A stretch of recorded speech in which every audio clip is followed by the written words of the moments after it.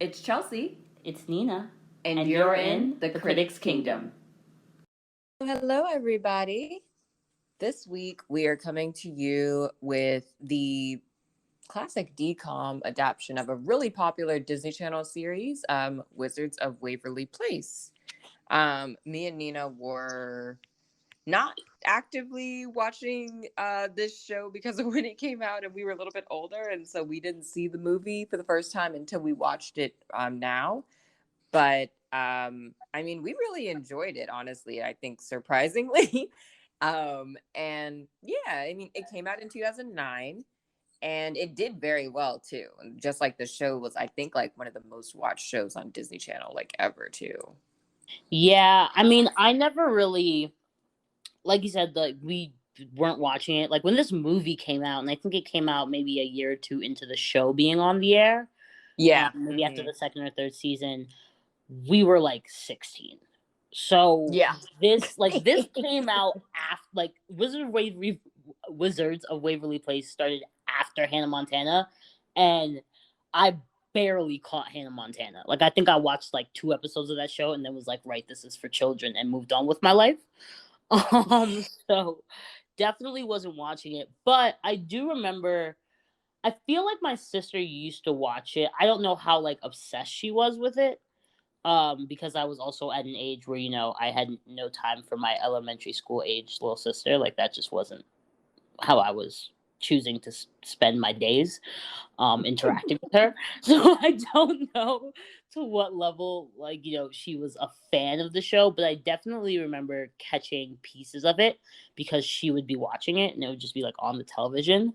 And I distinctly remember from even being 16 and being like, this actually looks very entertaining. Like, this looks like something that, like, if I were Ailey's age, I would soak this up. Like, this reminds me of, or like this, I wouldn't be shocked if this is like the Gen Z That's So Raven.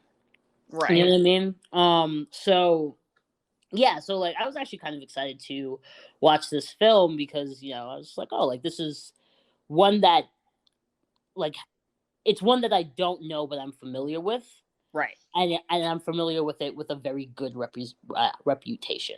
So I was interested. Yeah, I completely agree. I also just caught, like, I think maybe some bits and pieces of an episode or two, but other than that, really was not familiar. But it also just looked like it was a very good show.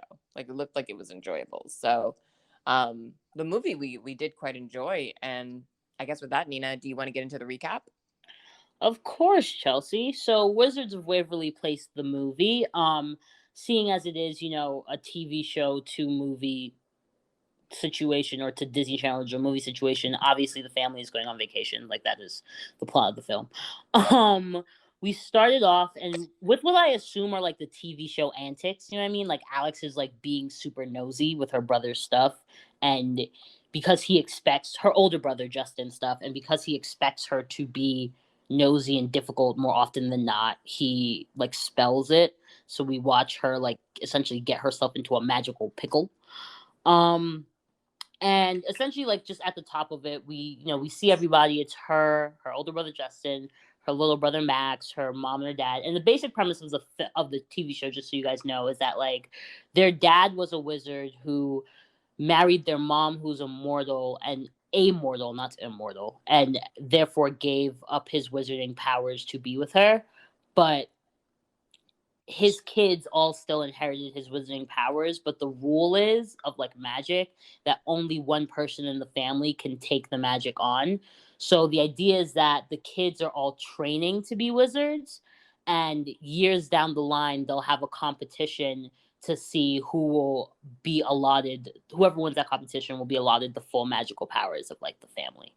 So that's like the basics of it. So essentially, and they've clearly already decided that Max, as much as he gets to enjoy some power now, is clearly not really in the running. So the real competition is between Justin and Alex, and it sort of fueled their entire like existence with each other, at least as far as we can tell. But yeah, so at the top of the film, we essentially find out that like the family is going on a vacation to the island where her parents met, which is like a kind of like a hub island for wizards, low key. And somehow the 16-year-old Alex, who is a consistent troublemaker and just like always fucking shit up, has convinced her parents to like let her stay home in Brooklyn while they're on an island for a week. That would never happen in real life, but with her Puerto Rican mother, like that would never happen in real life. But let's just pretend for half a second that makes any sense. So she's convinced them to let her stay, and that night, like, she wants to go to a party and in Brooklyn, and her mom is like, "You can't go to this party in Brooklyn. Like, it just can't happen." So they leave her alone, and like everybody sort of goes their separate ways, and she decides to disobey and to like magic their sandwich shop, which is built out of a train car, and like use it to try to get to Brooklyn. She goes the wrong direction. It's a whole thing. Obviously, trouble ensues. She gets caught, and her mom is like, "I'm so absolutely done with your nonsense. Like, you're coming on this vacation now. You don't have a choice. We can't trust you alone." And on the vacation, they're not allowed to use magic, which like Justin is super tight about because he's like, I finally get to use like the family wand and like the family spell book, which Alex isn't allowed to touch because she's a menace. And Max, the boy's just running around, let's be honest. So like they can't use magic, and like Justin really wants to go like sightseeing on the island and like go to all these historical sites and go on this like hunt for this thing called the Stone of Dreams, and like his parents are like, we're not doing that. And Alex obviously just wants to like mess around and use magic and have a time, and she wants to like go on a date with this windsurfer dude, and her mom is like, you're not gonna do that. So her and her brother Justin hatch a plan, Alex's idea, to sort of trick their mom so that Alex can like manage to get the spell book and the wand and like get them to be able to use magic on the trip without her parents knowing. But her mom figures it out like immediately and comes into the room and catches Alex like with the wand and the spell book, and she's just like, "You know what, Alex, I am so deeply fed up with all of your bullshit. Like, not only no more magic for the trip, like when we go home, you're grounded for 2 months. Like, I'm so done." And Alex is like, like her mom is walking away, she's like, like I hate this so much. Like I wish you and dad had never even met. But she holding the family wand and the spell book, so obviously she did it with a lot of and her spell came true. So now we are in a universe where, not a universe, it's not like an alternate reality thing. It's real life. Like, but now her parents have never met, and like essentially all the kids, they're obviously all freaking out and they're trying to figure out what to do. Their dad, like, which means that it also means that their dad still has his magical powers. So at some point they approach him and they try to ask it like a hypothetical, like, "Oh, we know that you're a wizard. Like, what would happen if this scenario happened?" And he essentially is like, "Oh, well, like, time would eventually catch up with you. You'd probably have 48 hours before all of you disappeared, before like all the kids disappeared. And the only way that you could reverse it was with like a huge amount of magic, essentially like this magical stone of dreams." Which they like the kids run into this magician and his parrot, who like is a real magician but is doing fake stuff for the tourists. He's just like bad at it, and he essentially tells them at the top of the film that he has a map to this stone. And at first like they don't believe him, but now they're in a jam and they're like, "Oh crap, we have to trust in this dude." So Justin, and it apparently grants each wizard who holds it one wish. So Justin and Alex go off with this magician and his parrot named Giselle, who was really once, I guess, like a wizard that was turned into a parrot. And Max, meanwhile, is like running around trying to get his parents to like remember that they're his parrots and like get them to fall back in love with each other. So we get a lot of it's the treasure hunt. We get all the treasure hunt things but like Alex and Justin are sort of fighting the whole time and then not fighting the whole time. Like they're doing this like back and forth, like brother sister, like I kind of hate you but I also respect you, and like I hate you because I respect you and I think you're better than me thing. There's also a weird tension going on there, but we'll get to it later. Like it's not great. It's like it gets like weirdly Blue Lagoon for a second, and you're like, bruh, they're supposed to be full-blooded siblings. But so while they're on this journey, and we essentially figure out that the magician is a bit more nefarious than we expect, or at least his parrot is, and is controlling him.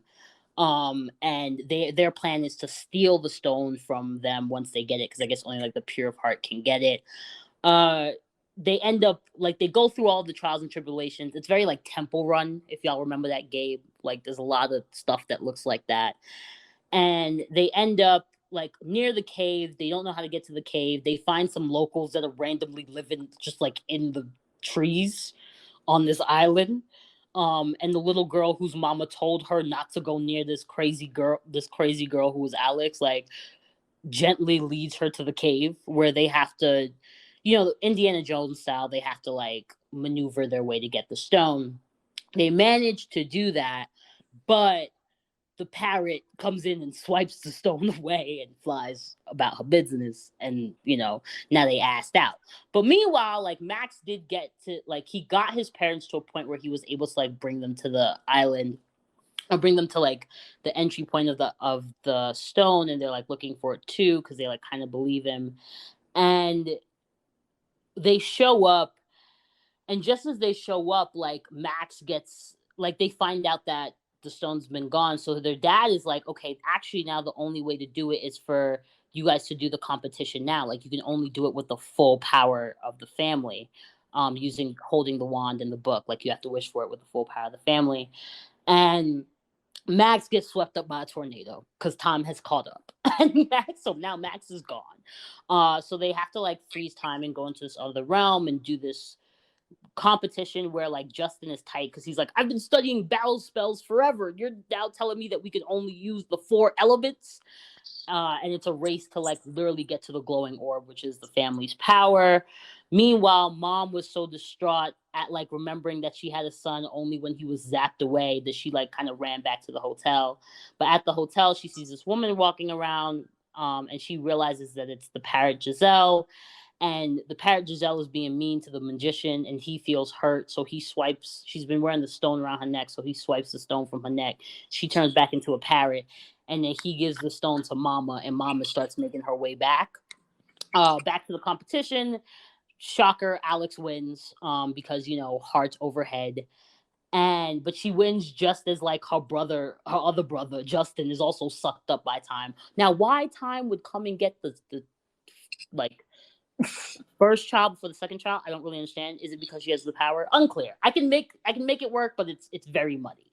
And she's like, crap. And so she's now like, she's trying to wish it back, and like it doesn't work or whatever. And she's like super sad for half a second, and we all think that it's the end. And then Mama shows up. How did she get into the realm? Don't know. No idea. But Mama shows up in the realm with the stone, and she gives it to her daughter. And Alex, instead of just wishing for her brothers back, she specifically wishes that she can go way, way, way, way back, like to the moment where she made that wish in the first place, and that everything was the same. And so we see her go back to her mom yelling at her, and instead of saying I hate you, this, whatever, she's like, oh my god, thank God. And she's super excited. But her brothers still remember what happened, and they see that she like has given up the power.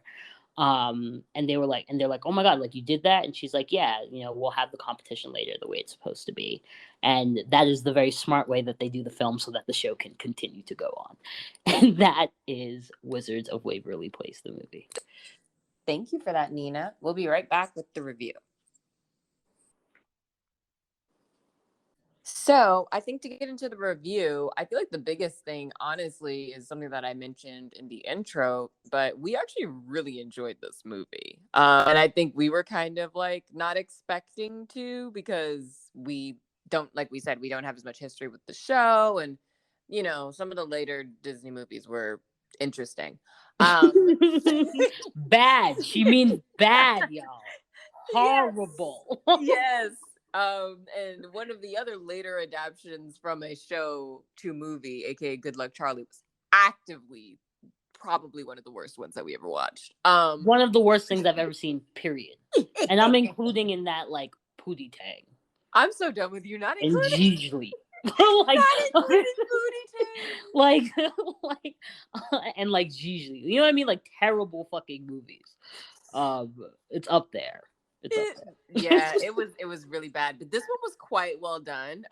We laughed a few times. We really enjoyed the story overall. There were a few kinks, like Nina mentioned in the recap, but they overcame it with the fact that this was actually actually fun and heartwarming, and like, yeah, It was engaging. Like, it was still an engaging movie. I do feel like one thing that you hinted at during the review that we thought was like the kind of weird like tension between Alex and Justin that like kept coming up, and it was just like, this is weird. Like, this is weird because y'all are supposed to be siblings. It was very much giving Life with Derek energy, except that at least they were step siblings, so you're not actually related like genetically, but it's still weird.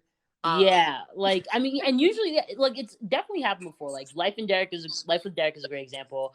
It's all like it's like one of the notorious things about like the Brady Bunch is the whole like Greg and Marcia situation where everybody was deeply uncomfortable. But I don't know, like we were talking about how it's just strange that like all of the examples of this type of thing where it's not explicitly being done, where it's just like an accident of casting and chemistry. You know what I mean? Like you casted two people that like you thought were great, but like you forgot that they're both good looking and teenagers and like have a chemistry. So when you have them bickering and arguing and doing this, that, and the third, like it doesn't play brother and sister fighting. It plays somebody's trying to lay a pipe. You know what I mean? Like that's what it Right. plays instead, and that's gross. But it's interesting how like this only ever comes up. At least all the examples I can think of are like kid shows or like family shows. Like it's not, you know what I mean? Like I can't think of like a thriller where that happens, where that's not the point. You know what I mean? Like it happens in what's that one with what's her name and Blake Lively? Gossip Girl? No. The movie with Anna Kendrick and where she sleeps with her like Oh my God, husband. yes. Oh my God, Film. yes. Like, you're like, what? Let me look up that movie. I remember I texted you after I watched it because I was literally like, what is happening? There's literally purposeful incest in this film. And Blake Lively has a cane, but like doesn't need it. There was like that movie. There was a lot going a simple on. Favor. A Simple Favor. That's what it was called. I was I like, I know enjoyed it's it. not It Gone was Girl, but it engaging. lives in that place. It's the same type of movie. But like even in that, it's like that was purposeful. Like that's part of the whole thing. Like the whole thing kicks off because like homegirl got this secret, and the dumbass tells this woman that she just met because she gives her a martini. Like, you know what I mean? It's part of the plot. Like, but when it's like just this thing of like, oh, like they just have weird chemistry for a brother and sister, it's always like with kid shit. And like I don't know, like there's a world in which I'm like maybe I'm reading too much into that, but I actually think that this is I feel like I remember people commenting on that about the show. I wouldn't be surprised. Like I feel like I've heard that. I don't know where or from whom. Maybe even from like my little sister in passing. You know what I mean? But I feel like I've heard that said about the show, and that's when we were watching. I was like, oh right, like this is weird. And then Chelsea was like, yeah, this shit is weird. Like you catch that vibe, right? And like, I was like, yeah, no, it's definitely there. It was giving Blue Lagoon. Like I was just like, where's Brooke Shields? Like what is happening here? Exactly, because then you have them on this island, like trudging through shit, all the late night campfires. You're like, this is a lot. And it's creeping me out a little bit. And your Disney Channel, like I know that you could like, y'all, you see this coming. And when you realized it was there, like you really thought that the best situation was to have them hiking alone through the woods together. You thought that was the wise thing to do. Right. Yeah. I was like, I don't know who did this, but also y'all knew that they had this chemistry, and it's weird. Yeah. Like very, very strange. and like that's something you can recast for. We've seen many a show recast in the middle of a freaking season and just be like, listen, it's not working. It's weird. It's getting weird. Yeah. Yeah. Or like right away from it. You know what I mean? Yeah. Like they don't like it seems like they didn't I'm not gonna say if they wrote into it because that's not what it is, but they didn't like actively write away from it. So you're just like, I mean, you're not helping yourselves in any way, shape, or form. Yeah. But yeah, so that was like probably one of the main talking points as because a lot of the film is Alex and Justin together, like a whole lot. Yeah. So like it becomes if you notice it at the top, you're like, oh shit, and it just it's a gift that keeps on giving. for an hour and 34 minutes. But I think that we also kind of talked a little bit about how, like, and I guess, like, it's sort of two things that feed into each other. Like, first and foremost, let's just be clear. Alex is 110% the villain of this film for at least the first two acts. Yeah, easily. Like, everything that goes wrong is actively that child's fault. Every single thing. But at the same time, like, I know that I was saying to you, Chelsea, that I really responded to the fact that, you know, this, like, the character that Alex is played by Selena Gomez, in case we haven't mentioned that, but yet, by the way. And this is sort of her, like, breakout role, I would argue. Yeah, no, this was her first. Put it on the map. Yeah, her first series that she did. And, like, I really appreciated the fact that this character, like, she's such a screw up. And she's clearly not dumb, but she's not book smart. Like, that's not where her interest lies. And but she is like typical, like, genuinely a fuck up. That is what she is. Just from beginning to end, and someone who doesn't learn lessons. You know what I mean? Like, it's not like she fucks shit up and then she's like, oh wait, let me be better next time. She's like that type of kid who just won't learn the lesson. And is just gonna keep doing whatever the hell she feels like no matter what. But what we really liked, or what I really liked, I won't necessarily speak for you, Chelsea, but what I really liked, yeah, that was like, that's unnecessary, was the fact that, like, in this family, the irresponsible, sort of reckless character was the girl of the family. Yeah, because I feel like that never, like, I can't really think of it, and we can think of examples of, like, maybe like cool girls, quote unquote. You know, what the fuck does that even mean? But like cool girls, or like tomboyish girls, or like that's living in that sort of space. But a truly, like, irresponsible, reckless, fuck up character is very rarely a girl. And I can't think of any other examples where it's a girl, and is very rarely, like, put up against, like, a very straight-laced big brother. yeah. You know what I mean? Like, that's Yeah. not usually, it's usually, you know, big brother's dumb as shit. And the girl is, like, weirdly running the family, even though she's also a child, you know? That's literally Good Luck Charlie. That's literally the whole fucking She's premise not of only that raising show. her brothers, but also her parents. That poor girl, yo. I'm so happy that she goes to Yale. Like, I'm so proud of her, because you went through it to get there, mama. But but yeah, like, that was just, like, super refreshing to me to see. It was a show that did so well, allowing little girls to see, like, a show where the burdens don't fall on them, and a show where they just, like, go with the flow, and they feel what they feel, and they do what they do, and, like, they don't necessarily run from trouble. Because, like, I don't think that girls are often, and they, you know, they see a girl who's, like, kind of entitled and, like, all of this shit. Like, I don't know if girls very often get to see themselves in those sort of roles of, like, entitlement and like the privilege to be reckless and to say, like, fuck you to the rules. And I think that they should have that as equally as little boys do. I would agree, and I think what you say is actually it's an interesting point to note, because I do feel like when I think of, like, that type of archetype for girls, I mostly just go to, like, the tomboy archetype. But even that, typically the girls aren't bad or, like, reckless or, like, a villain. It's more of just, like, their only crime is they like wearing pants. You know, like, that's what it gives to me half the time. And like wheels. And, like, playing basketball or something with the guy. Like, it's just like it, but that's, like, typically what it is. But it's like there's no actual, like, they don't actually do anything bad half the time. Even, and normally they'll put them as mischievous for some strange reason, but they don't do anything. Like, they're not even when actively they're bad. Yeah, and even when they're mischievous, it's usually not that they're mischievous, it's that they're dumbass male friends Are are mischievous. always like into doing stupid shit, and they just go along for the ride. Exactly.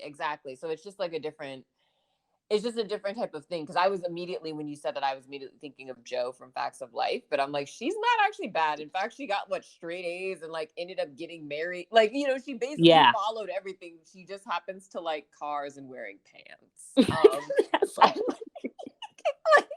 But I feel like that's, like you said, we haven't really had like a girl who's like a straight up chaotic bad. Like yeah, purposefully does not care about it, is literally just like, I'm just out here to fuck all my family's shit up. That's like my only thing. And my brother is the one who has to clean up my messes. And the little one just helps me out. So I do enjoy the role reversal. I really do. I think it's a good thing to know. Yeah, she's a straight up like chaotic evil character. She really is. I mean, like she is like, all right, let's be real. Like she actually is like chaotic good. You know what I mean? Yeah. So this is Disney Channel, but I mean, if it weren't on Disney Channel, 110% chaotic evil. Like that's the energy we get from Alex. She would literally be Helena Bonham Carter's character from Harry Potter, Bellatrix. Bellatrix, right? That is like Alex if like this was not Disney Channel. She was insane and just cursing everybody. You're not wrong. You're not wrong. Yeah, that's very, very real. Like I could totally see her like that in like 20 years if like nobody ever curbed her like that side of her. And she would definitely get the family's magic no matter what. Also at the end of the series, she also gets the family's magic because I mean obviously she's gonna end up doing that. Exactly. And her poor brother the little brother just ends up running a sandwich shop. That's his thank you for life. Listen, the highlight, like one of the highlights of this film, besides like the whole magician and the parrot situation, because everything about that was great, but was watching Max chasing after his parents, and literally, because like we were watching just in that thing of like, yo, this is what happens. Like we don't talk about, or like we don't necessarily think about it too hard, but like the baby of the family's like worst nightmare is suddenly not being the baby of the family anymore. Like mommy not loving me the most because I'm the baby. Mm-hmm. And he is stressed the whole film. Cause he's like, mommy, I really need you to love me. I really need you to.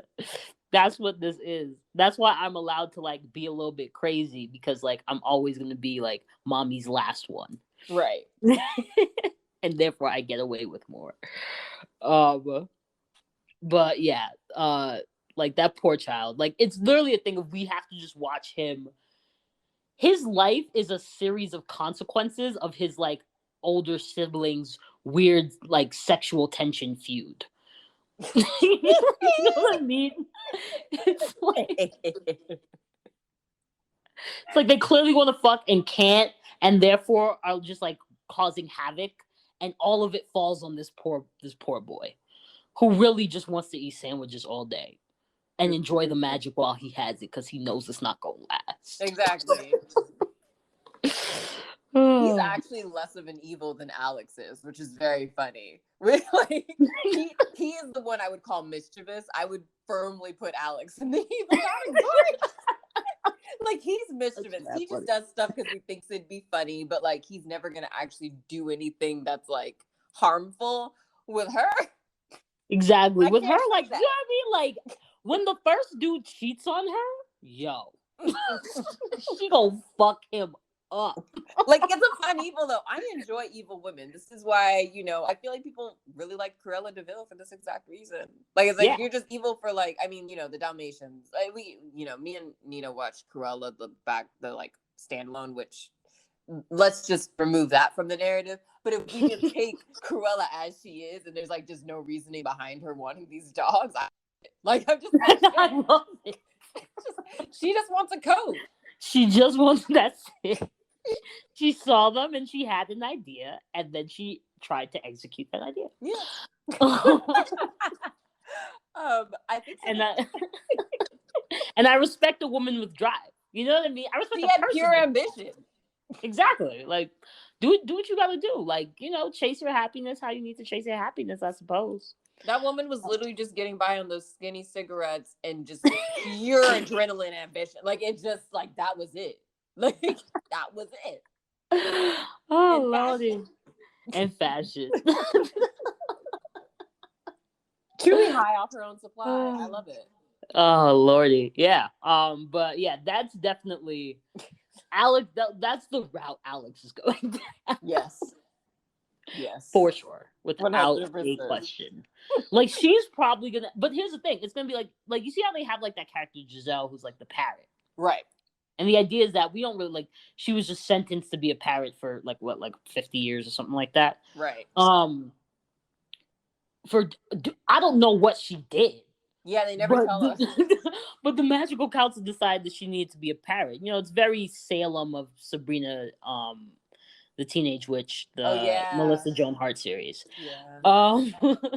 But like I feel like Alex is gonna go down that same path, but they won't be able to turn her into nothing. You know what I mean?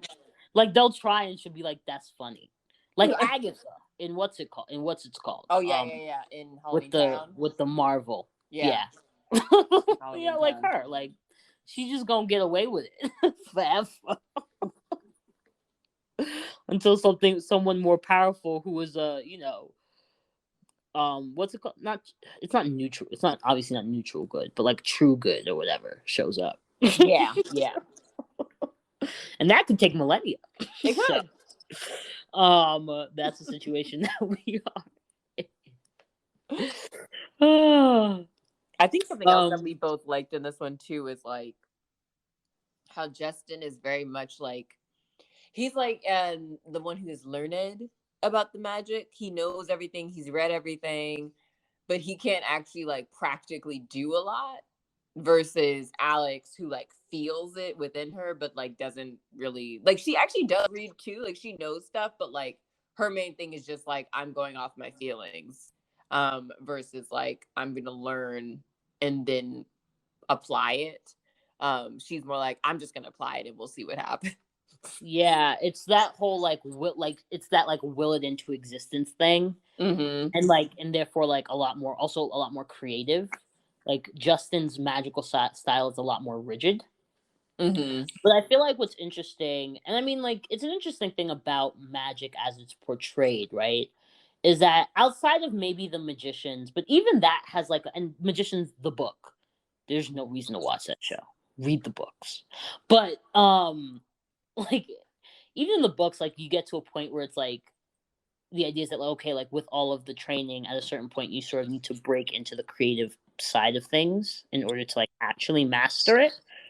But it's very interesting with magic because it is always portrayed as something as, like, at the end of the day, and maybe this is because it is supposed to live in antithesis to, like, science or to the analytical logical world. It is chaotic, it is spirit, it is feeling, it just lives in a different realm. Mm-hmm. That's always the theory behind it.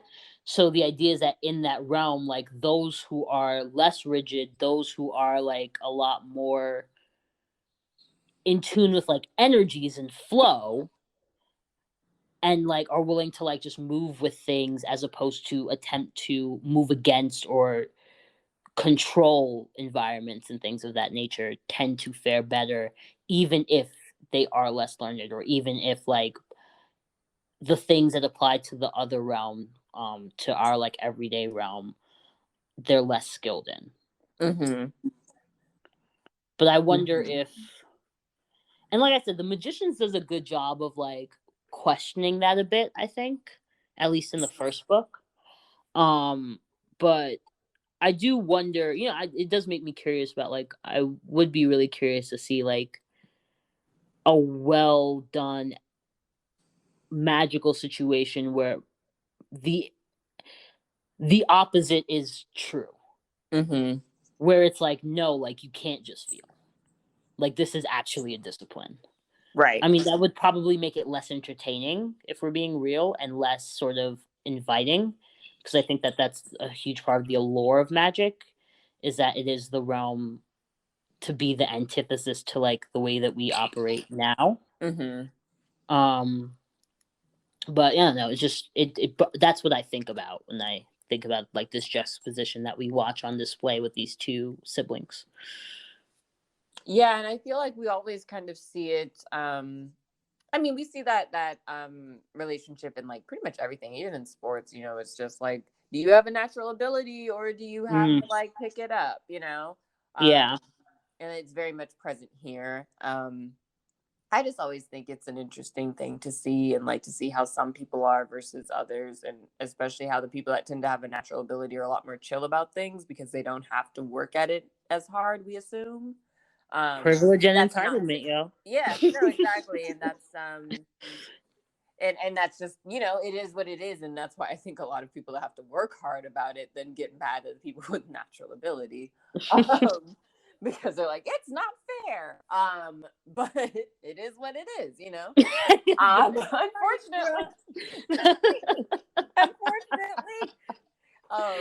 Unfortunately, this is actually reminding me of like I think it was a study I read in some article that was about pro black basketball players, and how this one woman just like did a whole thing where she found that basketball players that are more naturally gifted at basketball and didn't have to like work to get to this like extremely high level of the National Basketball Association, they tend to be a lot nicer to fans than those who had to like work really hard and like practice all the time, and like, you know, really not. And this is again not saying those that are naturally gifted don't have to do that, they do, but they're just like a little bit further along already just naturally.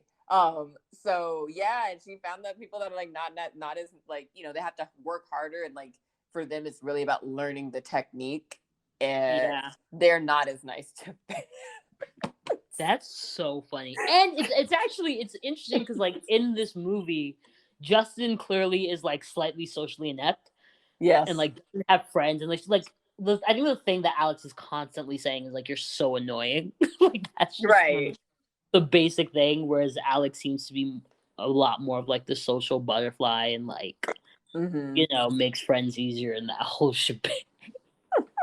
But that's super funny. Like the idea that like, yeah, I'm stressed, I'm trying to work, I don't have time to like care about your feelings. Like right. I'm literally too busy just trying to make it. Versus someone who doesn't have to try that hard is like, let's go to the party. You know what I mean? That's very, very funny. It's just like a random fact that I was just like, I don't know, this seems relevant. In a weird way. And it's probably why like Max like gets along with Alex to a certain degree. You know what I mean? Because he's like, like she's fun. Like Justin, like I love him, I think, but he's just, you know, he's always doing serious. his thing. Yeah, he's doing his thing. That's so funny. It's such a random fact. But yeah, I definitely feel like it's present in this, for sure. So with that, Nina, would you show this one to the babies? Yeah, I think I would really want to watch, like even just for my own sake, just to see what it was, you know? Like I feel like I would potentially want to watch Wizards of Waverly Place with my kids. Generally.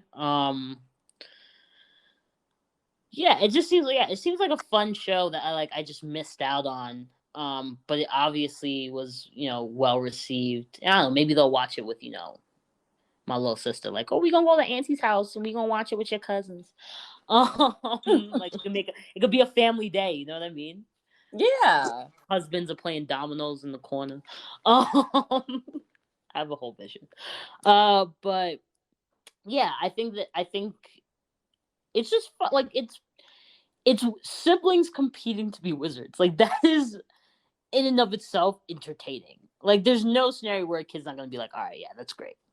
So yeah, I think that I don't need to, like, it's almost like one where I don't have to justify it too much in my head. I'm just like, yeah, we could watch Wizards of Waverly Place, and we could watch Wizards of Waverly Place the movie.